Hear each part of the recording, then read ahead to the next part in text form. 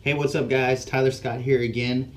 Right now we're going to kick off the nutrition series. We're going to start with Nutrition 101. Our first subject is going to be protein. I'm going to tell you what protein is. What are the types of protein? What does protein do? How much protein should you have in your diet?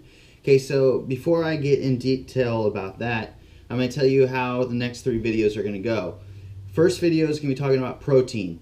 We're going to talk about how much protein should be in your diet and how to build it. Second video is going to talk about fats. We're going to talk about how many fats should be in your diet and how to build it. The third video is going to talk about carbohydrates. So we're going to talk about how many carbs should be in your meal plan and how do you build it. Fourth video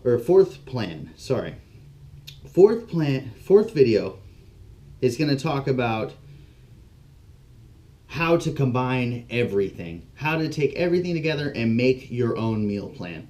Okay, so that will be the basics of nutrition that we're going to go over. So first, protein.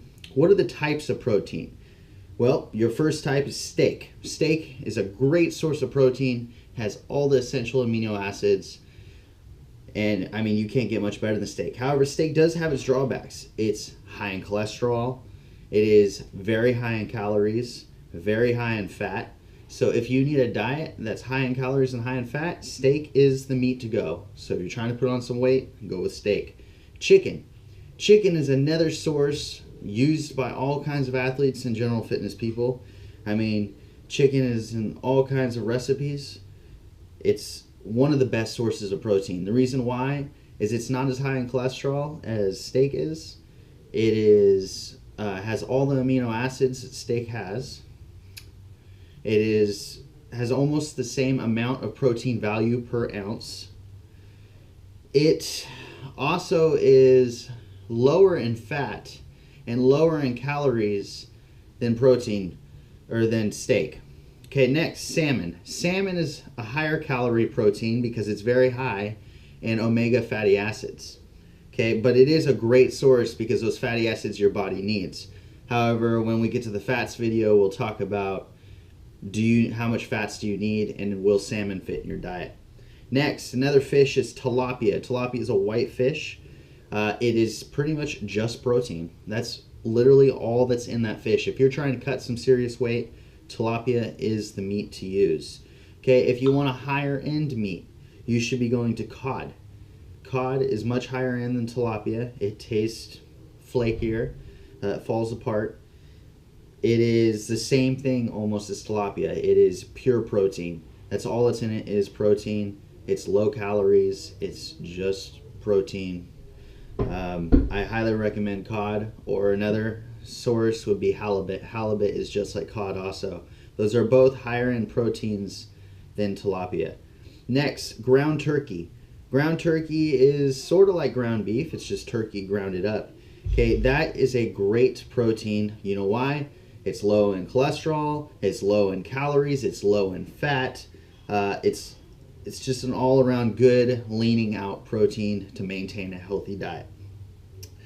Ground beef. Okay, ground beef you can get in many varieties.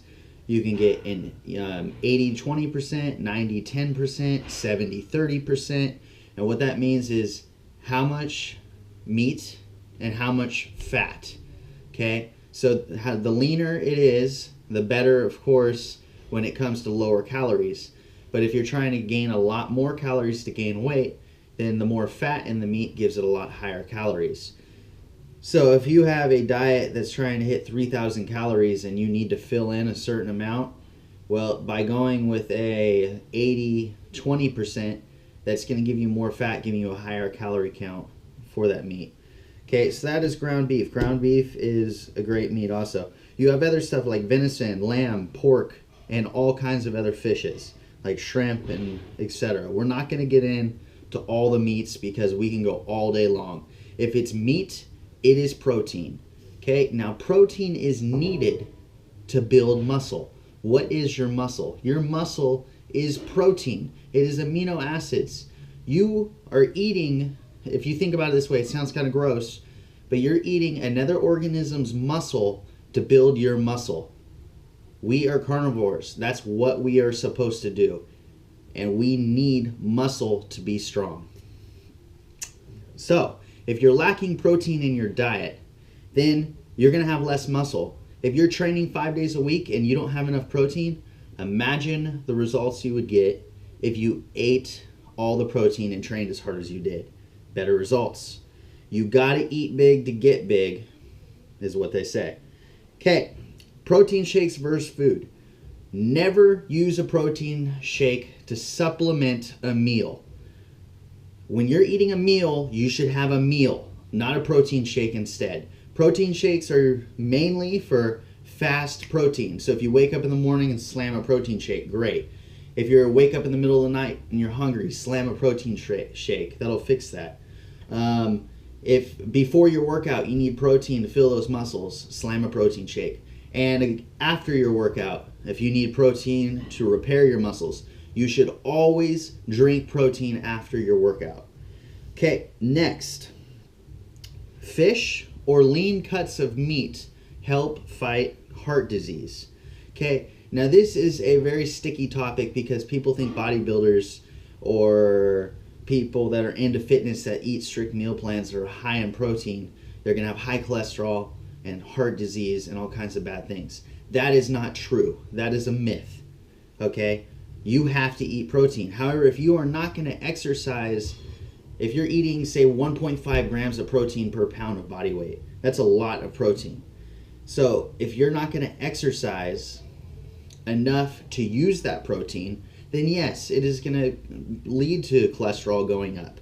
But if you are exercising a lot, your body will repair itself, repair the muscles, use its fuel, the protein, and it will not be higher, or it will not raise your cholesterol and heart disease chances.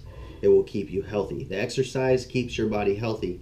But if you give it too much fuel, it's kind of like an engine. You dump fuel in an engine, that makes it run rich. That then makes it die. Well, your body, if you're dumping a bunch of fuel in it, but you're not burning the fuel, your body's going to die. Okay. So last thing I'm going to go over is an idea of how much protein you should need in your diet. Let's pretend you're 150 pounds. Okay? You need between 1 gram up to 1.5 grams of protein per pound of body weight in your diet. So that gives you'll need anywhere from 150 grams to 225 grams of protein a day if you weigh 150 pounds. Now, what does that lead to in calories? That leads to 600 to 900 calories. Okay, 1 gram of protein makes 4 calories.